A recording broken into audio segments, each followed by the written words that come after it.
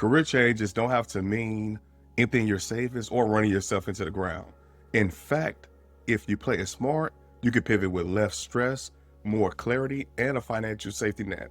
Today, I'm giving you the exact roadmap I personally use to make bold career moves without burning out or going broke.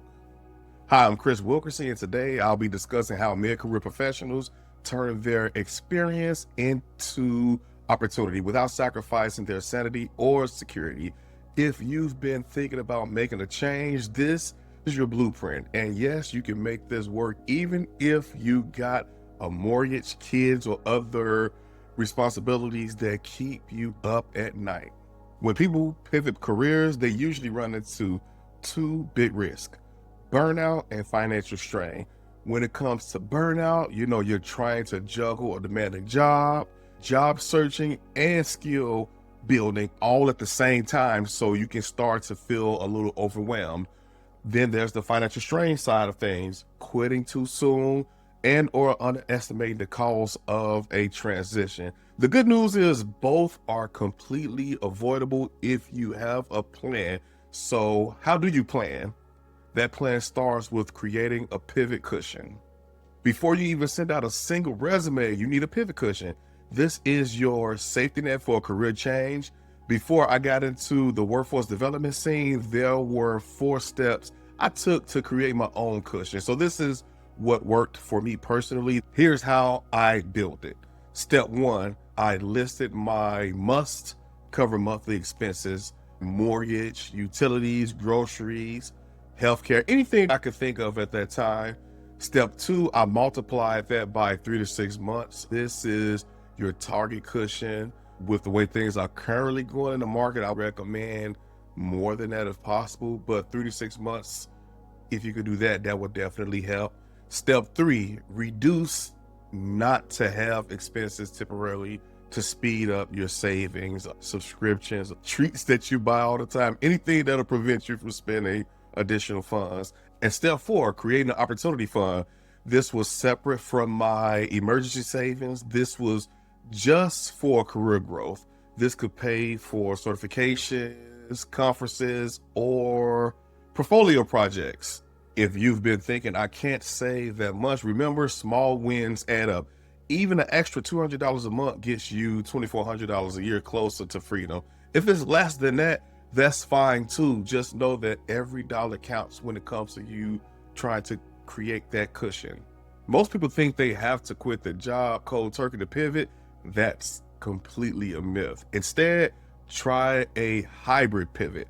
When I say hybrid pivot, that means keeping your current role for sustainability, because your bills are still going to be there. They're not going anywhere. What I want you to do is carve out 5 to 10 hours a week for skill building, networking, and project work in your target field. Take on bridge projects. This is work that sits between your current role and your desired role, so you're getting paid while you transition. For example, let's say you're a HR generalist wanting to move into people analytics. You could volunteer to analyze workforce data in your current company before officially switching roles. You just have to get creative. Feel free to research ways to get creative with this, and feel free to use AI. Here's a truth no one talks about: pivoting is emotionally taxing. You're balancing uncertainty, new learning curves, and possibly rejection. That's why burnout prevention is not optional. There were 3 rules that I followed throughout that transition period. The first thing was that I set realistic timelines. A healthy pivot could take 6 to 12 months. Even if you're not pivoting and you're just looking for employment, it could literally take you 6 months to find work that you are highly qualified at.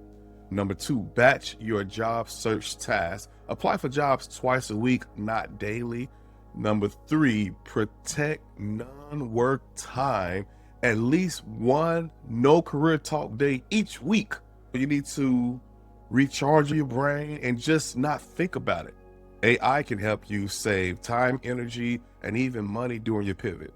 Use JobScan to target applications without rewriting your resume 50 times. Use Teal HQ to organize job leads and track your progress.